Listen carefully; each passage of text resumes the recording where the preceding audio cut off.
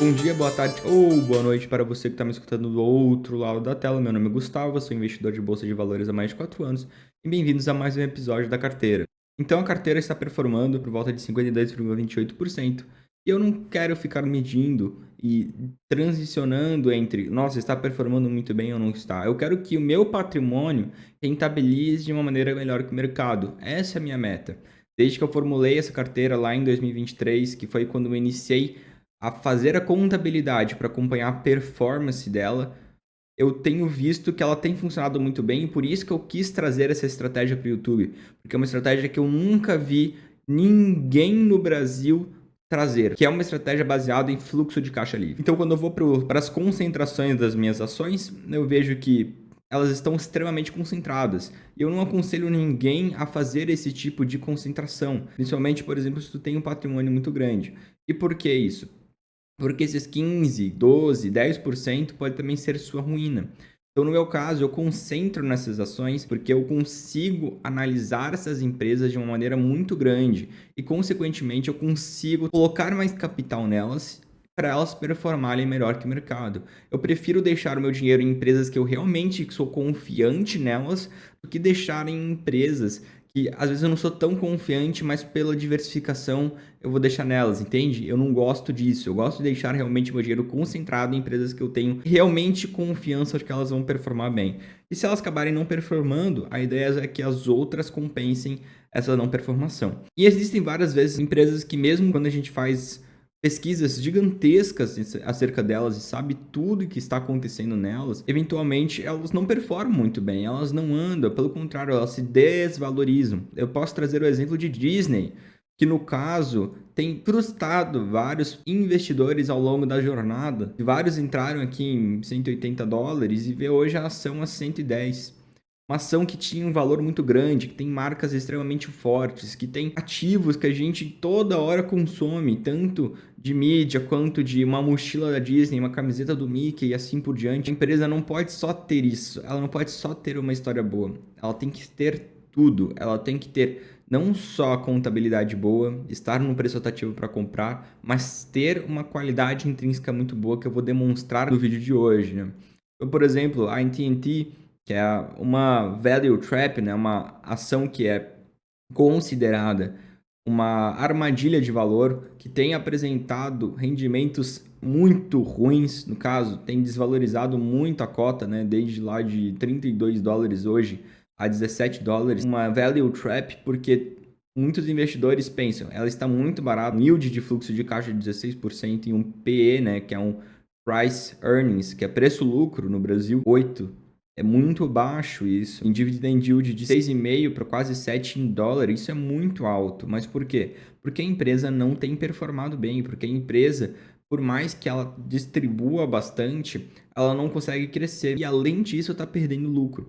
Então o mercado já precifica isso. Aqui o mercado está precificando que a empresa vai parar de produzir lucro, que ela vai reduzir aos poucos essa quantidade de lucro e de fluxo de caixa, consequentemente, trazendo menos valor para o acionista. Por isso que ela é tão barata. Muito bem? Agora, indo para uma empresa que eu tenho na minha carteira, tem uma concentração de 11,15%, ela acabou crescendo bastante, eu tinha menos, chamada Texas Roadhouse. O que é essa empresa? O que ela produz? O que ela faz? É uma empresa que é de restaurantes, estilo Applebee's, Outback, esses restaurantes famosos, por exemplo, de shopping, ou quando você encontra na rua, lá nos Estados Unidos é bem famoso, aqueles shoppings abertos, outlets, por exemplo, e ter esses restaurantes que são casas gigantescas espalhados por lá. E ela está performando relativamente bem ao longo desses anos. Se eu for pegar ela nos últimos 10 anos, ela tem crescido 480%. Uma coisa absurda para uma linha de restaurantes. É como a Chipotle Mexican Grill, a CMG, que também é uma linha de restaurantes que tem performado muito bem. Então, quando eu pego o Texas Roadhouse e comparo com os índices, performou melhor que o QQQ, QWZ, que o S&P 500, que o ouro. O QQQ nada mais é do que o índice que mede as empresas de tecnologia lá da Nasdaq. São as maiores empresas da Nasdaq, que é uma bolsa extremamente concentrada em tecnologia, em empresas que estão crescendo muito. Por isso que é um índice que cresce muito mais normalmente do que o S&P 500. Então, no caso, o Texas Roadhouse cresceu muito mais do que o EWZ, que é o Ibovespa, e o S&P 500, que já é um índice muito bom para ser batido. Nos últimos 3 anos, o Texas Roadhouse também passou o S&P 500, o QQQ, passou todos os índices que a gente mede. Nos últimos 10 anos também. Então, o que faz uma empresa que é de alimentos, que é de restaurantes, crescer mais do que esses índices?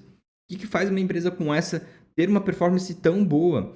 E é isso que a gente vai ver no vídeo de hoje. Por que eu tenho uma concentração grande hoje em Texas Roadhouse? O que uma empresa tem que ter para poder apresentar valor para o acionista? Eu acho que os principais pontos que uma empresa tem que ter para apresentar valor para o acionista é crescimento de receita orgânica, crescimento de fluxo de caixa livre por ação e aumento da previsibilidade. Então vamos passar por cada um deles explicando por que eu acho que Texas Roadhouse possui esses 3 drivers de crescimento e valor para o acionista. Então, primeiro, o crescimento de receita orgânica, ele tem que ser sustentável para a empresa. Então, no caso da Texas Roadhouse, quando eu puxo o crescimento dela ao longo dos anos, é uma vertente gigantesca. Parece que é uma empresa que não para de crescer. Ela cresce por volta de 11,97% ao ano, desde 2003. Então, é algo absurdo, é algo surpreendente para uma empresa com essas qualidades. E esse crescimento de receita orgânica, ele tem que não ser dependente de alavancagem ou aquisições, por exemplo. Ela compra e vai produzindo novos restaurantes dela. Não opera em franquia, ela opera por meio principal de compra de terrenos, construção dentro desses terrenos de prédios. Esses prédios daí se tornam aptos para poder ter uma cozinha, funcionários e operar para um restaurante, e operar para construir a marca Texas Roadhouse. E é assim que eles crescem, produzindo novos restaurantes em todo os Estados Unidos e agora para o mundo inteiro. Então, isso tem aumentado o crescimento de receita e mantendo as margens estáveis da companhia. O crescimento de fluxo de caixa livre também é algo importantíssimo, porque a empresa pode estar crescendo receita, mas o CAPEX e todo o resto da ação não estar crescendo junto. Então, o crescimento de fluxo de caixa livre por ação é algo extremamente importante. Quando eu pego a Texas Roadhouse e vou ver o fluxo de caixa livre, pegar na média anual que fica mais fácil de ver, anualmente ela também tem crescido.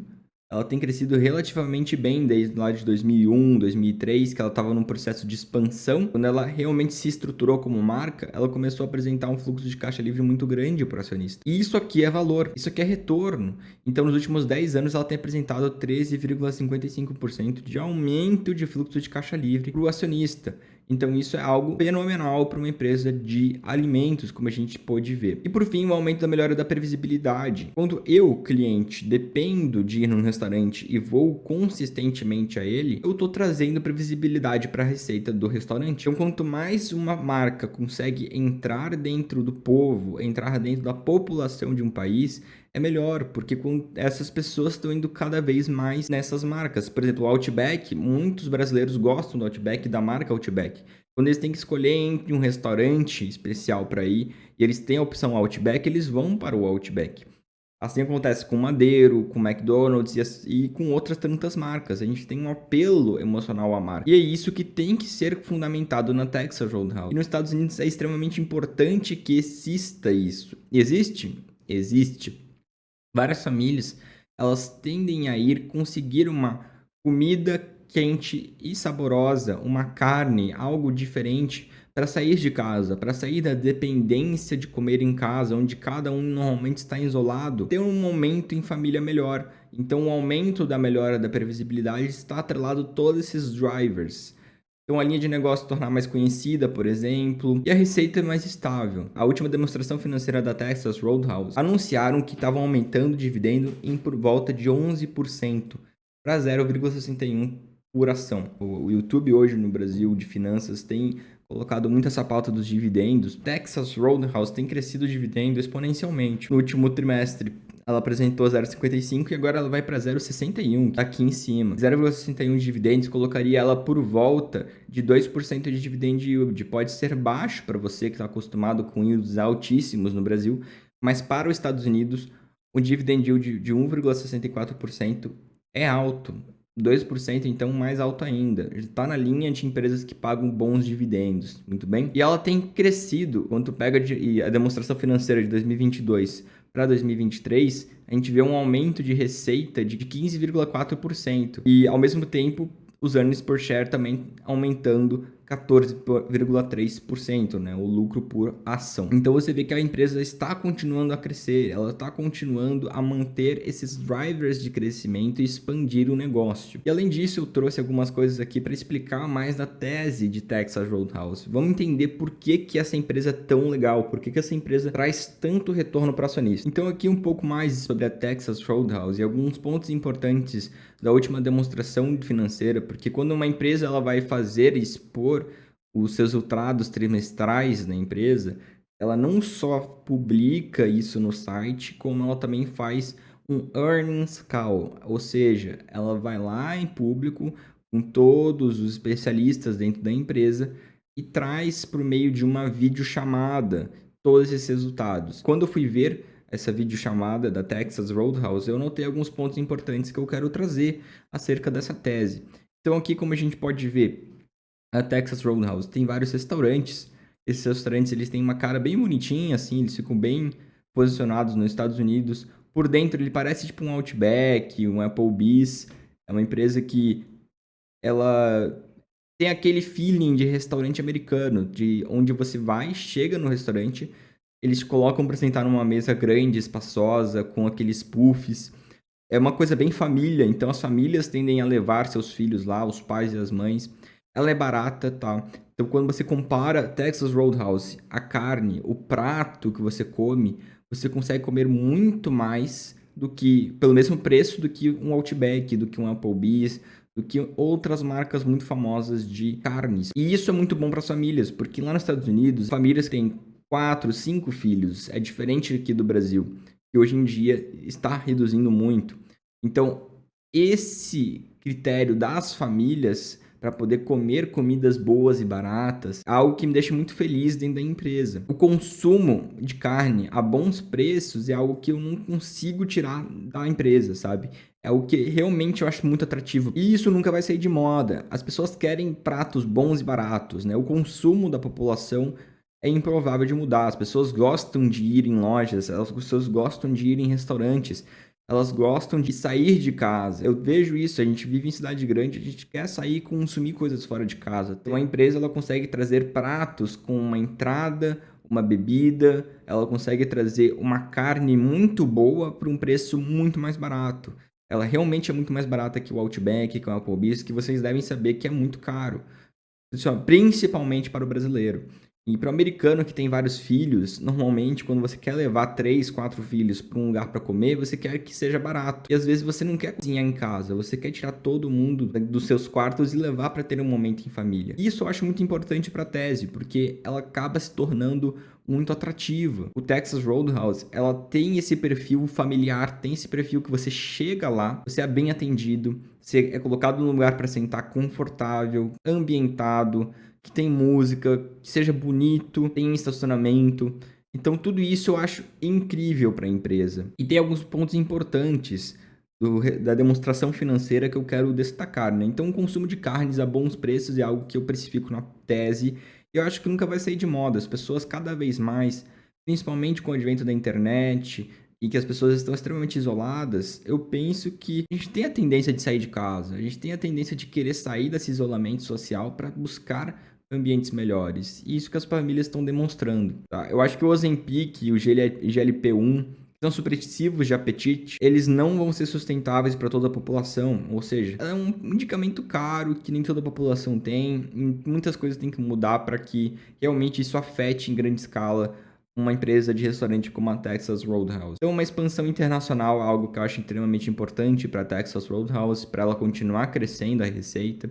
As marcas Bubba 33 que está fazendo sucesso junto com a Jaggers. São duas marcas que a própria empresa está querendo implementar dentro dos Estados Unidos. A Jaggers, que é essa foto aqui, que é mais ou menos um McDonald's da vida, é uma empresa de fast food, só que com o mesmo feeling da Texas Roadhouse. Então eles querem trazer qualidade junto a um fast food. Então isso eu acho que é muito legal para a empresa. E tem a Bubba's, que é como se fosse uma pizzaria barra hamburgueria, que foge um pouco do prato principal de ser carne, né, que é da Texas Roadhouse. Eles querem transformar isso um pouco mais para um restaurante de hambúrguer, um restaurante de pizzas, mais focando no jovem. Cada vez mais experiências de sair de casa com amigos e família, que foi o que eu falei, acho importantíssimo. A gente dessa exposição intensa à internet, ao isolamento, a gente sair de casa com a família. E uma coisa também que eu acho legal, que Wall Street, os grandes investidores não olharam ainda com bons olhos a empresa. A CMG, a Chipotle Mexican Grill, ela tem crescido muito e pega um valuation muito grande. Valuation que, se eu puxar aqui a Chipotle Mexican Grill, para vocês compararem, ela está negociando a 60 de PL, enquanto a Texas Roadhouse está negociando a 30. É metade. Não quer dizer que o mercado, mesmo com todo esse crescimento, não tem olhado muito bem para a empresa. O que eu acho que é um erro que um dia talvez seja precificado e daí ela dispara, obviamente. Então, dentro dos resultados da empresa, indo um pouco mais para números, a empresa tem um crescimento de 14,3% no lucro por ação, um dividend yield de 2,1% e um retorno total de 16,4% ao acionista. Isso é muito bom. Anualmente, diferença de ano para ano é algo extremamente grande, 16,4%. E muitas empresas brasileiras, por mais que apresentem dividend yield de 8, 9%, não conseguem realmente apresentar um retorno total de 16%, porque a empresa não cresce. E aqui é uma frase deles: nós estamos confiantes que podemos continuar a trazer forte retorno ao acionista nos próximos anos. O que me faz pensar que a Texas Roadhouse não é uma value trap, não vai ser uma Disney, não vai ser uma AT&T. Ela vai ser uma empresa que vai continuar crescendo e trazendo valor ao acionista. Então hoje ela possui 104 milhões de dólares em caixa, então tem uma boa posição de caixa, um CAPEX investindo direto da empresa, ou seja, a empresa não se alavanca para poder investir no CAPEX, ela não pega dinheiro emprestado, ela utiliza o próprio caixa que ela mesma gerou das atividades financeiras dela, do lucro dela, para ser reinvestido. Então isso é algo extremamente importante, ela não se alavanca para construir novos restaurantes, então é algo que eu acho muito legal. 39 bilhões de compra de restaurantes franqueados, então ela está comprando os restaurantes que antes eram franqueados. Ela consegue ter um retorno de 147 milhões em dividendos, então o aumento dos dividendos, vai saber daqui 5, 10 anos, talvez ela tenha um dividend yield de 6, 7% em cima do preço de hoje. Então é algo que eu acho muito legal para quem quer um dia se aposentar. Ela tem apresentado 50 milhões em buybacks, então quando eu puxo o número de ações listadas no mercado, eu vejo que ela está recomprando essas ações e melhorando a posição do acionista, né? Quer dizer que quanto menos ação tiver no mercado, mais eu tenho valor dentro da empresa, mais porcentagem da empresa eu tenho. Isso é algo que eu acho muito importante. Além disso, ela tem acelerado a conversão para a cozinha digital, que pode receber pedidos e encaminhar eles diretamente, sem passar por um garçonete, sem passar por toda uma cadeia de burocracias dentro disso. Então, é algo que eles estão transformando e com a ideia de transformar 200 restaurantes deles nessa cozinha digital. Pegar para levar, que é uma coisa bem famosa nos Estados Unidos, é um mercado de $1 milhão por restaurante, que eles avaliaram que cada restaurante poderia trazer $1 milhão acerca de pegar para levar, de alguém pedir no aplicativo, chegar lá, pegar e levar para casa. O aumento do gasto de CAPEX também para aumento de infraestrutura, para poder construir novos restaurantes, contratar mais pessoas e principalmente fazer a manutenção. Por mais que tenham novos restaurantes sendo criados, ao mesmo tempo a gente também tem que manter os restaurantes velhos de uma forma boa.